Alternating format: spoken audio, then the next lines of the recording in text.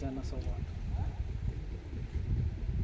विधानसभेची निवडणूक सुरू आहे आणि या निवडणुकीमध्ये आम्ही सालेभट्टी येथील या झरी तालुक्यातील काही शेतकऱ्यापाशी पोचलो आहे आणि त्या शेतकऱ्यापाशी पोचल्यानंतर त्यांच्या आम्ही समस्या विचारतो आहे की तुम्ही शेतकरी आहात आणि शेतकरी असताना तुम्हाला तुमच्या मालाचा भाव मिळत नाही आणि इथे जास्तीत जास्त आत्महत्या वाढलेल्या आहे.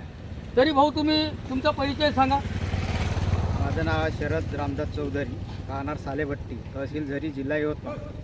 तर तुम्ही शेती करता. मी शेती करतो. मग शेती तुम्हाला परवडून राहिली का? शेती तर परवडून नाही राहिले, कारण असं आहे का कोणत्याच शेतकऱ्याच्या भावाला माल भेटून नाही राहिला पुरेसे हा, जेवढा हा. पाहिजे तेवढा. आणि असं पाहिजे ना आपल्याला सरकार, कोणतंही सरकार येऊ पण शेतकऱ्याच्या मालाला भाव देणारं सरकार पाहिजे. शेतकऱ्याच्या मालाला भाव देणारं सरकार पाहिजे. हा. मग याच्या आधी 2013च्या आधी शेतकऱ्याच्या मालाला भाव मिळत होता का?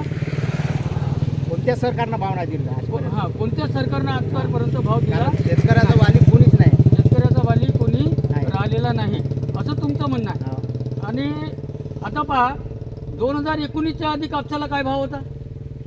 साधारणतः 9,000 10,000 भाव होता. होता. परंतु आज कापसाला काय भाव आहे? आज 68. 68. त्याच्यात पुन्हा 15चं वाउचर राहिलं तर त्याच्यातून 200 रुपये मायनस. हो, मग शेतकऱ्यानं करायचं का? म्हणजे एवढा मोठा उत्पादन खर्च आहे हो. आणि निवड उत्पादन खर्च सुद्धा तुमचा निघून निघून राहिलेला नाही आहे. राहिलं, निघून नाही राहिलं. म्हणजे ही शेती तुमची तोट्यात आहे की नफ्यात आहे? सब तोट्यात. तोट्यात आहे. भाऊ तुम्ही बोला की तुम्ही सुद्धा शेतकरी आहात हो. आणि तुम्ही सुद्धा शेती करता. मग जे चौधरी साहेबांना जे बोललं हां हां, ते अगदी खरं आहे. अगदी खरं आहे. भाव तर नाहीच आहे हां, आणि आम्हाला जायला सुद्धा रस्ते नाही.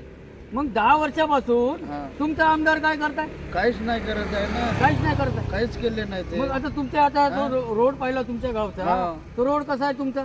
सालेभट्टी ते मांगुर्ला, मार्की ते सालेभट्टी, हां हां, डोळ्याला पाणी येते जातो. म्हणजे तेवढं मोठं हा? दत्ताचं मंदिर असताना हा, त्या दत्ताचं मंदिरावर मंदिर जाण्याला आहे. रोड नाही. आमच्या गावामध्ये लाखोनं लोक येतात दत्त जयंतीला. हां हां हा? पण ठेचा लागत. आम्ही किती वेळा सांगितलं आमदार साहेबांना, हां हां, हो हो करत आज 10 वर्ष निघून गेले. 10 वर्ष निघून गेले. हा, मग आता काय करायचं? मग आम्हाला काहीतरी नवीन माणूस पाहाच लागेल ना.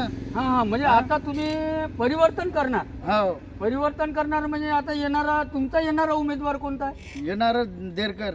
संजय देरकरला निवडून संजय देरकर, देणार. हाव. मग तुम्ही संजय देरकरलाच काय मतदान करणार?